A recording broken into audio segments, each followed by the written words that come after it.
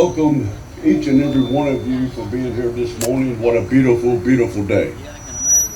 As we come here to celebrate, but it's not a celebration at all. It is a honoring our fallen heroes. I think for many of our local residents here in Pickens County, you've always noticed the crosses that are displayed out here on the hill and on 515 as you come into Jasper. The Marine Corps League, along with the Sons of the Legion Riders, have been each and every year put those crosses out to honor our fallen heroes that are located here in the Sunrise Memorial Garden.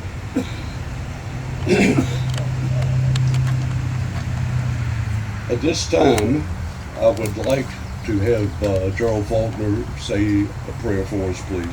Gerald. Okay. Uncover.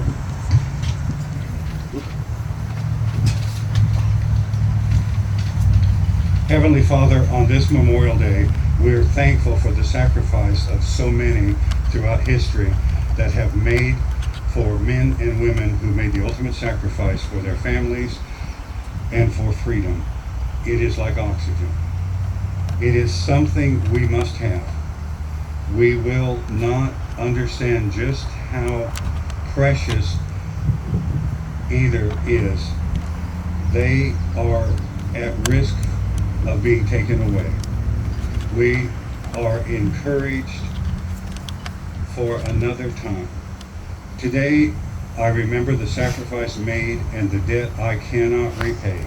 Today, I pray to the God of heaven to bless the families of those who have lost loved ones while serving our great nation.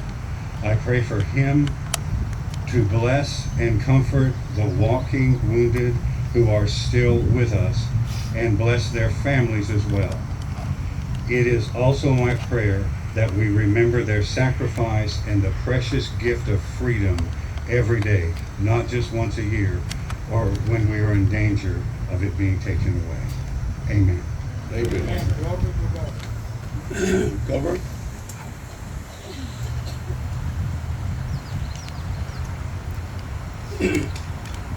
At this time, I would like to have Susan Barker lead us in the National Anthem. Susan.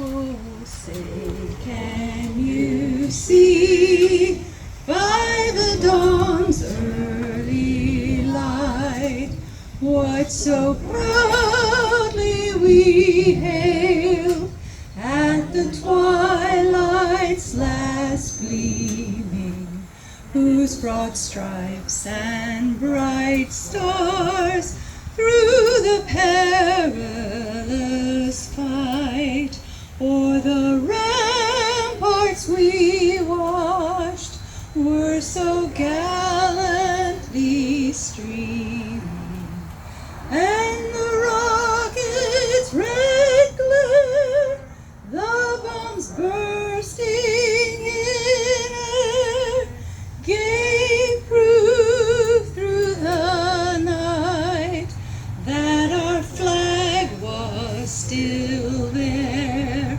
Oh, say does that star-spangled banner yet wave o'er the land of the free and the home of the brave? Thank you so much, Susan.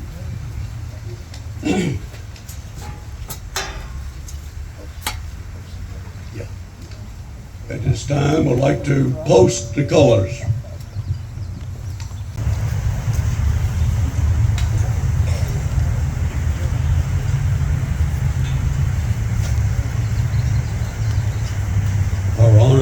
consist of the Metro Atlanta Young Marines.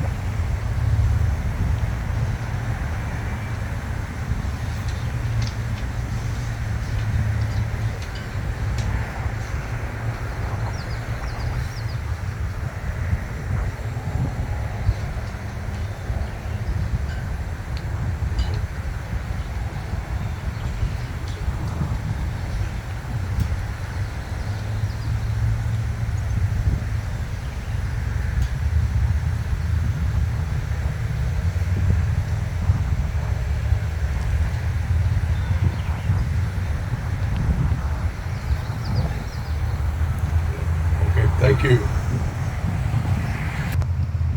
What an outstanding job, our young Marines. Fantastic, young Marines.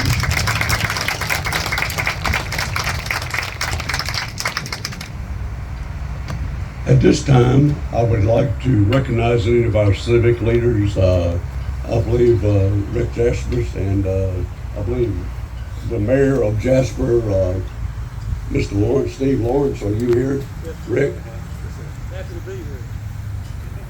Thank you for being here. Thank you so much. We really appreciate it. As you can see, Jasper is beautiful as ever, and we really appreciate everyone being here this morning. At this time, I would like to call up again Miss Susan Barker for God Bless America.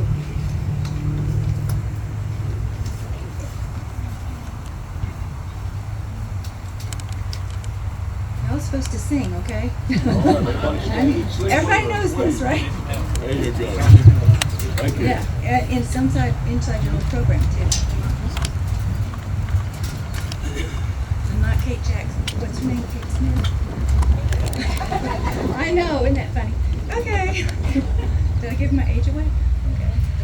God bless America, land that I love. Stand beside her and guide her through the night with the light from above.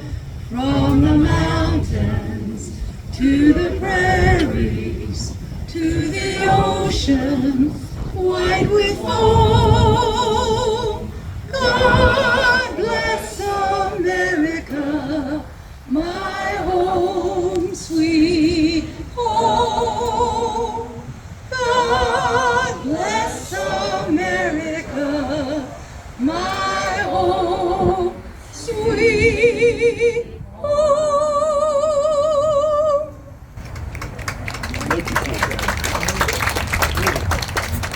Thank you again, Susan. Beautiful, beautiful. At this time, I would like to give you an introduction to our guest speaker. And I would first of all like to say it's such an honor to have him here with us this morning along with his lovely wife.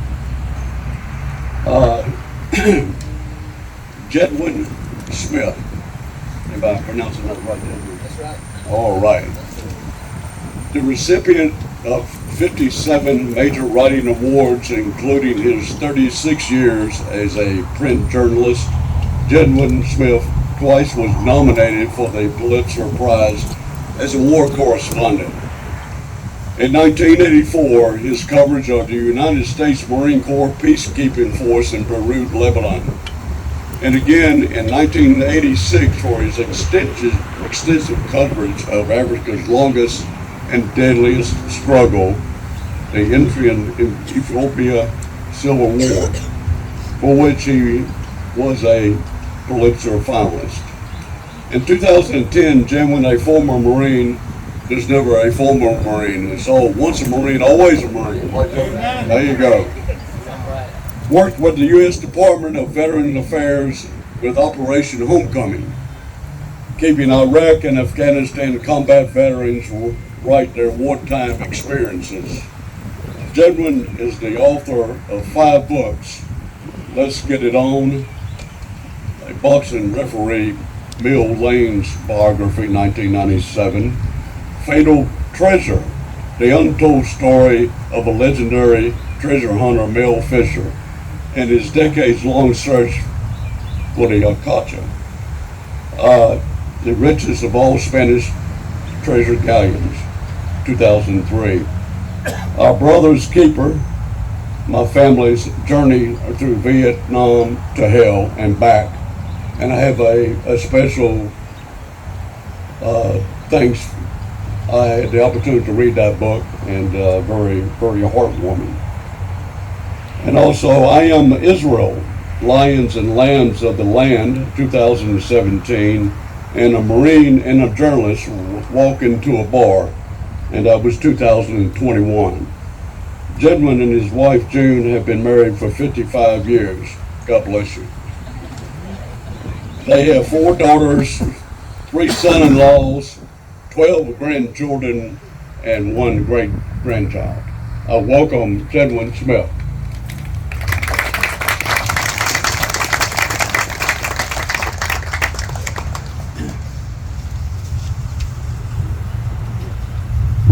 Yeah, it is an honor, an extreme honor to be here today, and I thank you for the invitation. Memorial Day has always been a tough one for our family. We are a Marine Corps family. Everything from Tarawa, Guadalcanal, Saipan in World War II with my father, to all the way up through Vietnam and all the Afghan wars. But anyway, again, it's an honor to be here. And when you said some of the, I forget what exactly how you said it, so much of our freedoms are being taken away.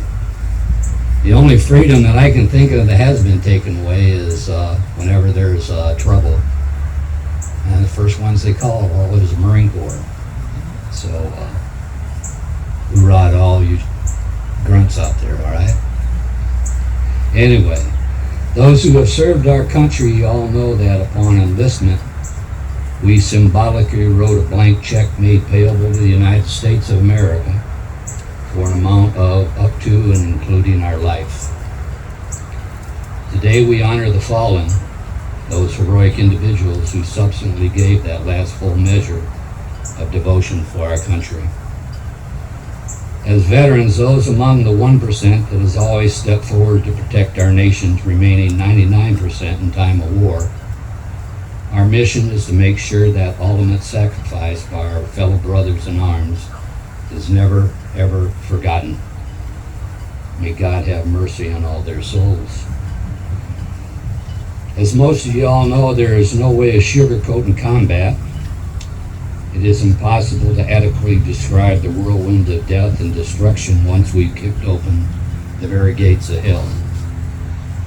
And once the first shots ring out, no matter your branch of service, anxiety suddenly becomes a constant companion.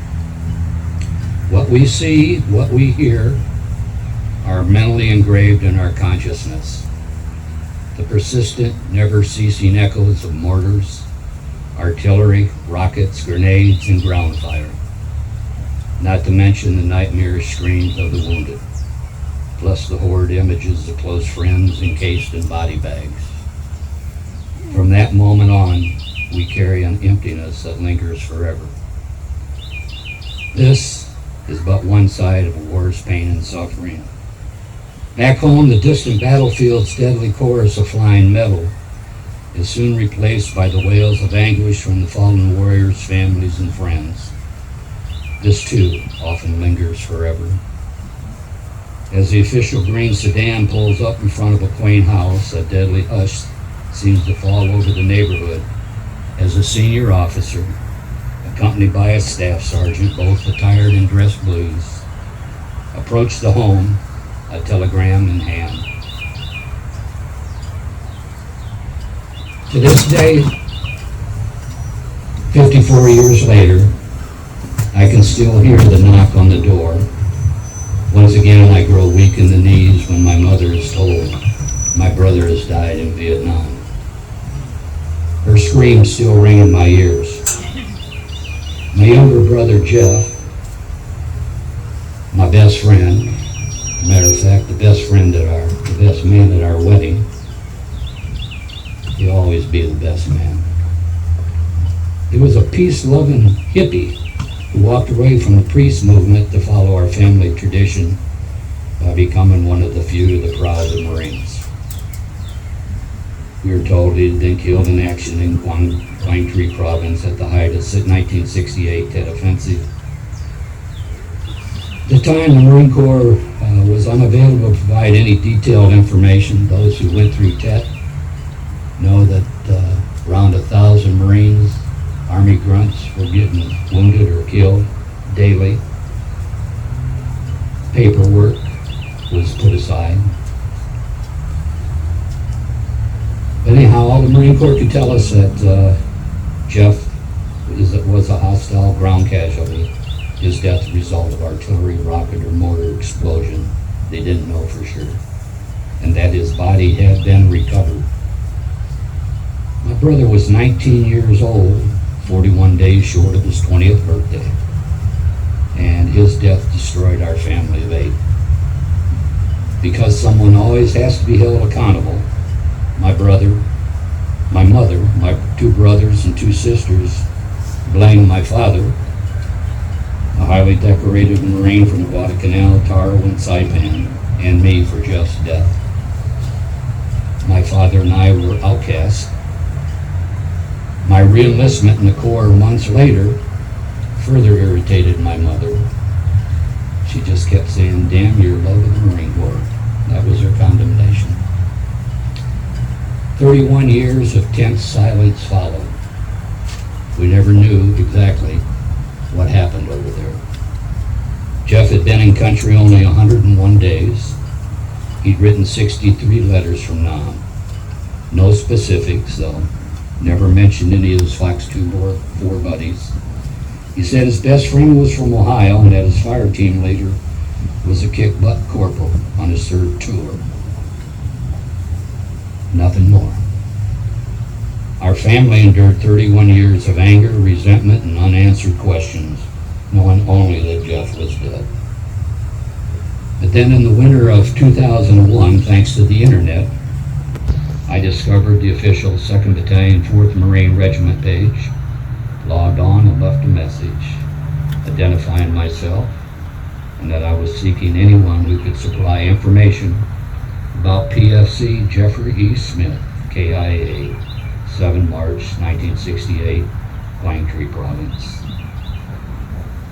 And that's when the heavens seemed to open up. Long story short, Steve Clink, a former Fox 2-4 rifleman, who is now a pastor and living in Michigan, responded informing me that Jeff had died outside a tiny village called Mai Zai Tai during a VC ambush, which inflicted heavy casualties.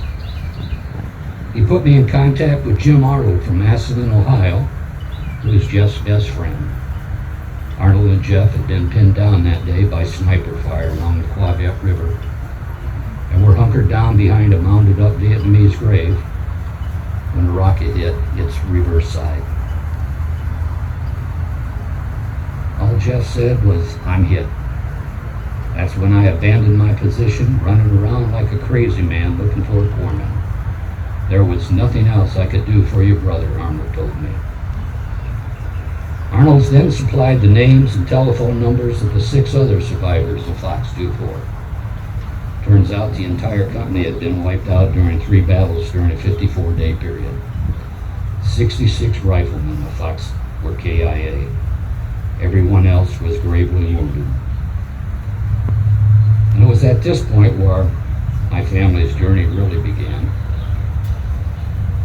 Working the telephone, I spoke to all 8 survivors, received their permission to visit them, then flew around the country. California, Oregon, Washington, Ohio, Massachusetts, and Virginia. Spending 3-day visits with all the survivors, something miraculous happened. With each and every interview, my brother came alive. I not only was able to track his short journey through I Corps, but was able to experience his conversation with his fellow Marines. Of course, I'd be lying if I said there weren't a lot of tears and lots of shared guilt. On each one of these journeys, I don't remember sleeping a lot because my buddies, my brother's buddies, we were just up all night, them talking and drinking, and then drinking more. Me, I'm a recovering alcoholic, so I consume more coffee than you can ever imagine. The thing about it is they've never ever spoken about those days with anyone, not even their wives. And I remember on that first visit to Jim Arnold, I was getting ready to leave, and Jim was a postman, and he left for work, and his wife Gerald just came up to me and just gave me a bone-crushing hug and just started crying uncontrollably. I just held on for dear life. And she thanked me for giving her husband back. She'd never known any of this stuff other than he spent almost 2 years in Bethesda Naval Hospital. Part of his back blown out with an RPG rocket. But anyhow, until that time, I felt as if no one could have grieved more than me over Jeff's death. That was part of my stupidity and how wrong I was. As Jim Arnold said, I always wanted to try and track you down. He would say, but I was afraid to. He says, after all, it was my job to protect Jeff. I failed to do that. And I left feeling as if I wasn't a good Marine. I went out to Oregon. Spent 3 days with the biggest Marine I've ever met, a guy named Gunny Grandin. His real name is Percy Eugene Brandon, and he said, if you ever call me Percy, he said, I'm just going to have to lower the boom on you right now. I said, that's right, Gunny. Don't worry, I'm with you. See how Gunny said, until you called me, he departed now with 4 Purple Hearts. He said, your brother's death was a never-ending nightmare for me. He said, you see, at night, I'd have trouble going to sleep, and all the faces of all the men in 2-4 that died with me over there would visit me at night. He said, I knew all the names except your brother's. I'd known so many Smiths over the years, in country and out. I just couldn't come up with his first name. The damn guilt tore me apart. He would get in his car at night after getting comatose, drinking. Just start driving down the road and kind of close his eyes. And he said, you know, I want to let God take care of the rest. And he said, now that I know it's Jeff, another magnificent Marine of Fox 24. He said, thank God I can now sleep in peace. From Oregon, Gunny and I drove up to the deepest part in Washington, right up there on the Canadian border. That's where Corpsman Ken Ficker lived. Ken had 5 children, his wife. He worked for the highway department up there. And again, he had never, ever talked about, his kids didn't even know he'd been in Vietnam. And his wife obviously didn't know the horrors that he'd been through. But anyway, when I got there, he lived in this small little dwelling tucked in the middle of the biggest forest I'd ever seen. And he came running up to the car and he just gave me a hug. He said, "Man, I've been wanting to talk to you for years." And again, he said, I didn't have the courage to do it. Anyway, his wife had arranged all these chairs in a big semicircle. So all the kids, the wife, grandkids, neighbors could sit there as he told me what he'd gone through that day on 7 March. And the kids were just stunned with the stories. Anyway, Fox, 1st Platoon of Fox Company had walked into an ambush. That was always the standard fare in Vietnam. You send a patrol out so they can get ambushed. That way you can find out where the enemy was. Didn't make a lot of sense.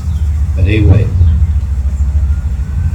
Ken said that when the ambush was sprung, first 3 casualties, they were carried back to a chopper. He got in, he's working on them, and they went back to the rear hospital area. And he was back there. And they came over the radio, they got more casualties, and that Smitty had been hit.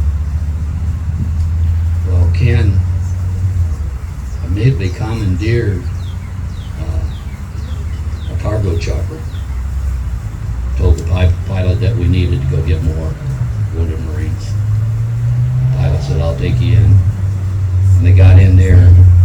The VC used to always do, they'd pin you down and then wait for the choppers to come in. When the choppers come in, they start firing those 122 rockets.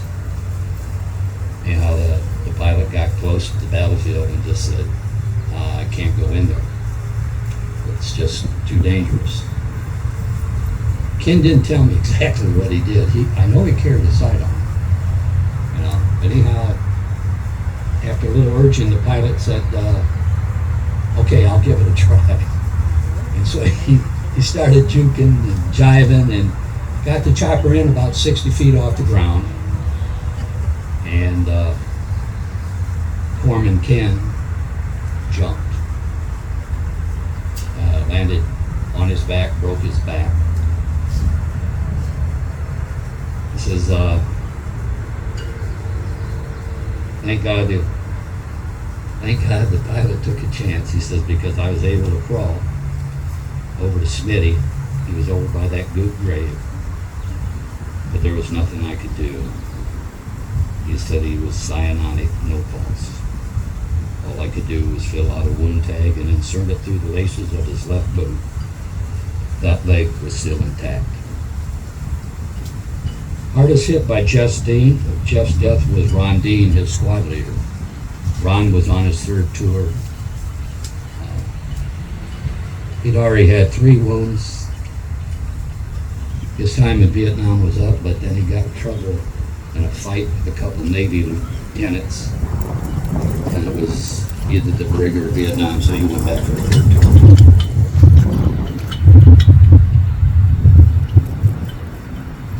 We've been having reunions at Ron's house ever since. And Ron's a natural leader anyhow. He said Jeff was like my little brother. He was a fellow Monkees rock group fan, and we'd sing their songs and even make up our own. being around Smitty brought a little sanity to that damn war. Our squad was tight. Jeff, Jim Arnold, Kenny Watkins, Thomas Flynn. You see, I tried to teach them everything I knew, doing my best to keep them alive. But then on March 4th, I went to Bangkok on R&R. And when I returned on March 17th, Ron Dean is one of the toughest guys I've ever met in my life. And it was at that point he just burst out crying. Kept apologizing for his tears. I was crying. I've been crying so much over this whole journey that I didn't have to apologize for tears anymore. But Ron wept.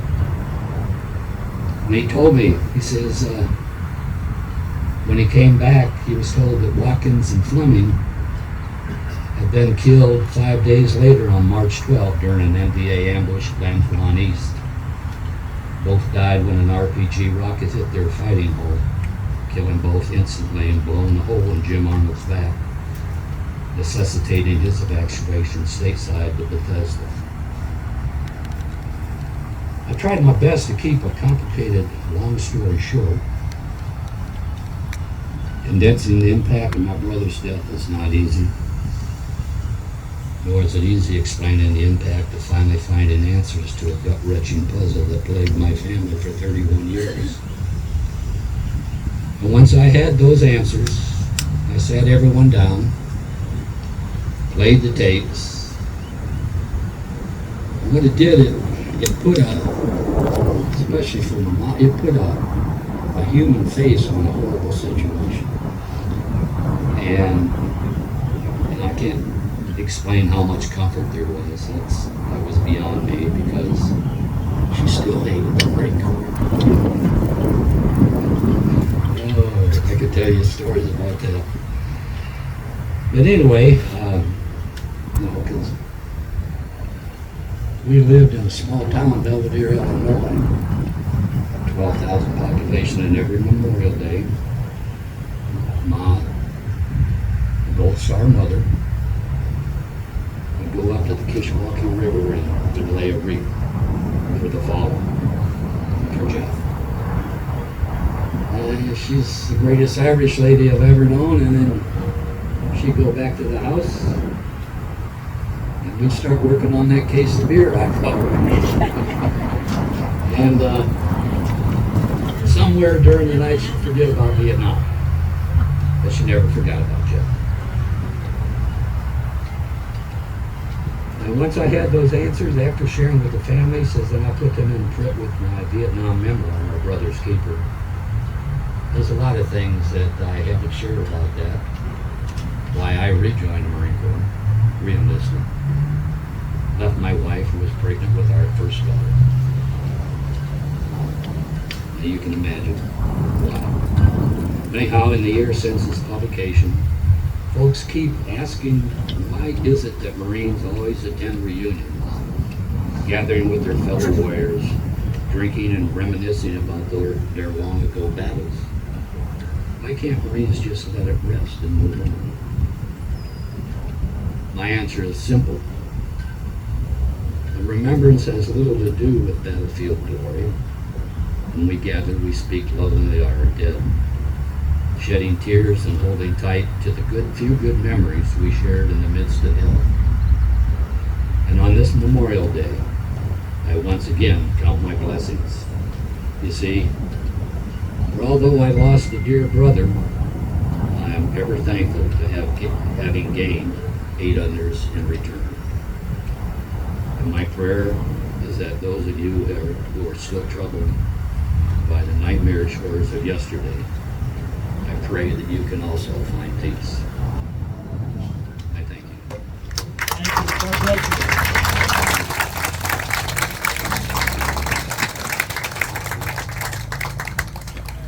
Back up here just a second. Jedwin, thank you so much. Let me add something on a personal nature. I told you I read Jedwin's book, My Brother's Keeper, which is about his brother Jeff. As it turns out, even though there was about a 6-month difference in my time in Vietnam, Jeff and I were in the same outfit, 2nd Battalion 4th Marines F Company.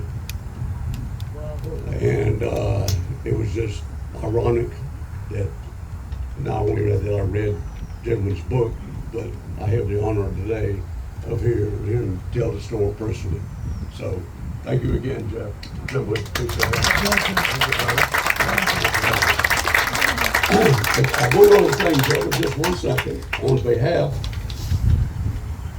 of everyone here today, including our Marine Corps League Detachment 1280, I would like to present you with this certificate, please.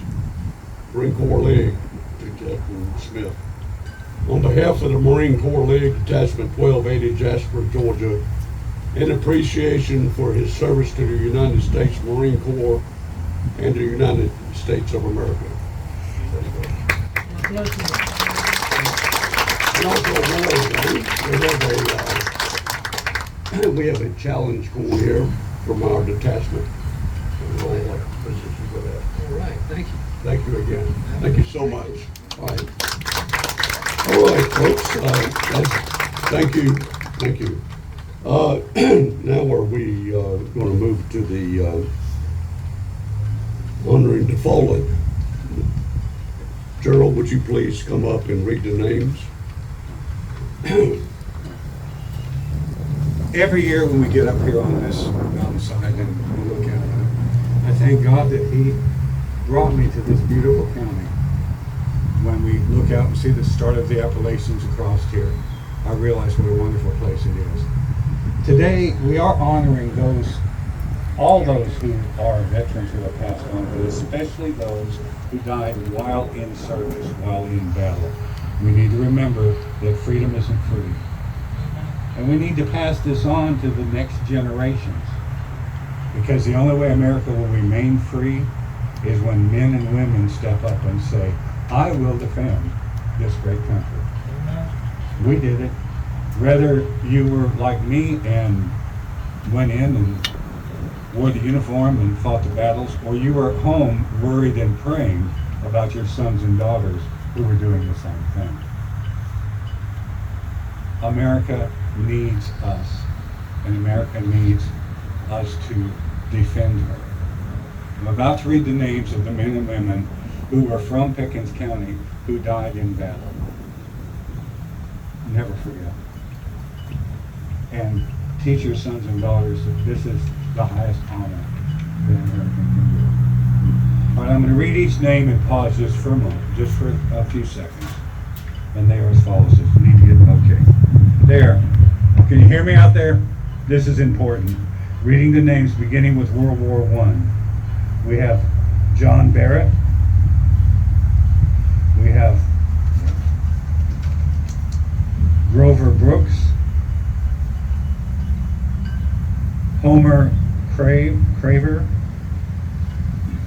William Champion. Charles Davidson. Frank Elrod. William McBee. Howard Mintner. Claude Moss. Charles Penley. Arthur Rowland. Piers Russell. Joseph Teague. Joe Tatum. From World War II, we have Donald Boyd, Linton Bruce, Milburn Bruce, Newman Bunch, David Champion, James Champion, George Dodd, Robert Dorsey, Charles Evans, Sam Fitz, Welford Fitzsimmons, James Fowler, Willie Free,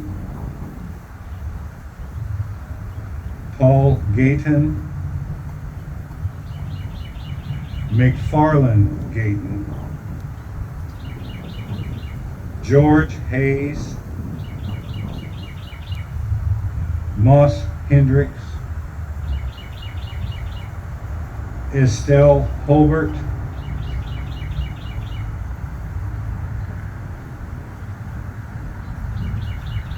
Holbert, James Halsey, Joseph Jarrett, Clifford Owenby, James Filiow, Robert Pittman, George Pittman, Theodore Reese, C.F. Reeves, Lee Shipman, Joe Stanfield, Benny Stevens, Henry Stevens, Dallas Tacker, John Wehut, Reynolds Young. From Korea, Jack Burrell, Curtis Bunch. From Vietnam, Charles Bowling,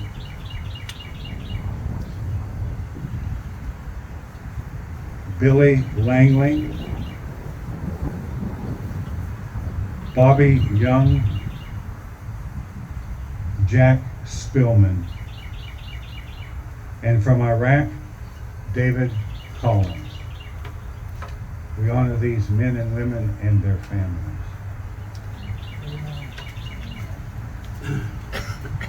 Thank you, Gerald. At this time, we will present our wreaths from our different veterans organizations. If you would please turn around and look to your right near the street.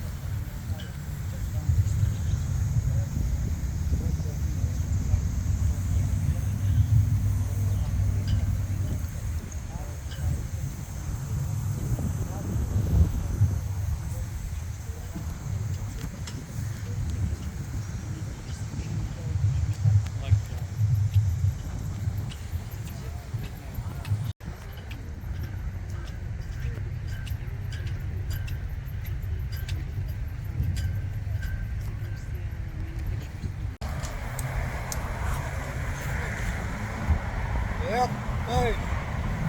Right. Hey.